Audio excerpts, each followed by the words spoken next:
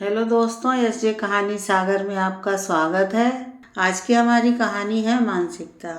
एक वह दिन था और एक यह दिन है। कितना कुछ बदल गया है। इस परिवार के नियम कायदे सब बदल गए हैं। हम जब यहाँ ब्याह कर आए थे तो ससुर जी जेठ जी के सामने आते भी नहीं थे। उनसे अकेले में बात करना तो दूर की बात थी, ये तो सपने में भी सोचना पाप समझा जाता था। और आज का दिन देखो, मैं तो देखकर हैरान हूँ कि विजय अपनी बहू को मोटरसाइकिल पर बैठाकर नौकरी पर छोड़ने जाता है। कोई लाज शर्म बची ही नहीं है। लगता है आधुनिकता की दौड़ में रिश्तों की मर्यादा भी ताक पर धर दी हैं। बहू को साड़ी छोड़ सूट पहनने की आज़ादी दे दी।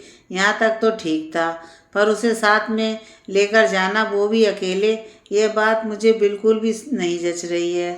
सुमन, तू तो समझदार है, तुझे दिखाई नहीं देता सही गलत। विजय को रोकती क्यों नहीं? तरुण भी तो बहू को छोड़ने जा सकता है, उसकी पत्नी ही है। पति के होते हुए ससुर नौकरी पर छोड़ने जाए, ये बात अच्छी नहीं लगती।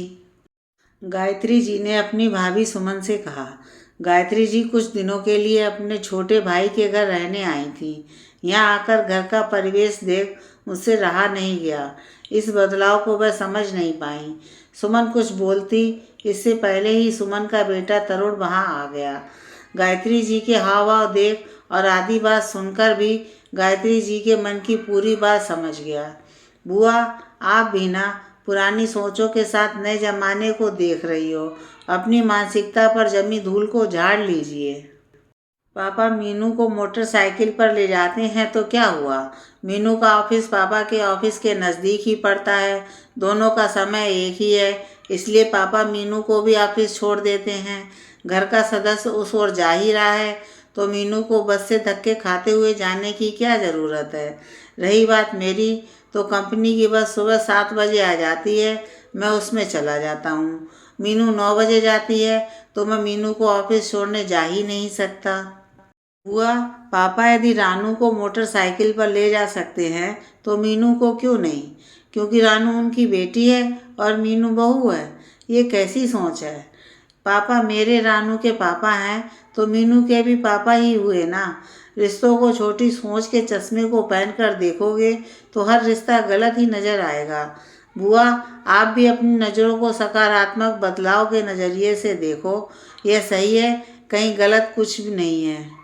अपने साथ गुजरे बीते दिनों के कड़वे अनुभव को दिमाग में रख, यदि आप अभी हर जगह उसी दृष्टि से जजमेंटल होकर रिश्तों की स्कैनिंग करते रहोगे तो फिर महिला ही महिला की दुश्मन कहलाई जाएगी। वे दिन बुरे थे, आज के दिन बेहतर है। अब इस विषय पर आप कोई बात नहीं करेंगी बुआ, तरुण ने गायत्री जी को समझाते हुए कहा। सुमन बेटे के द्वारा कहे गए शब्दों से 100% राजी थी। इसकी हामी उसने हल्की मुस्कुराहट के साथ भर दी और गायत्री जी की तीखी नज़रें झुककर अपने काम में लग गईं।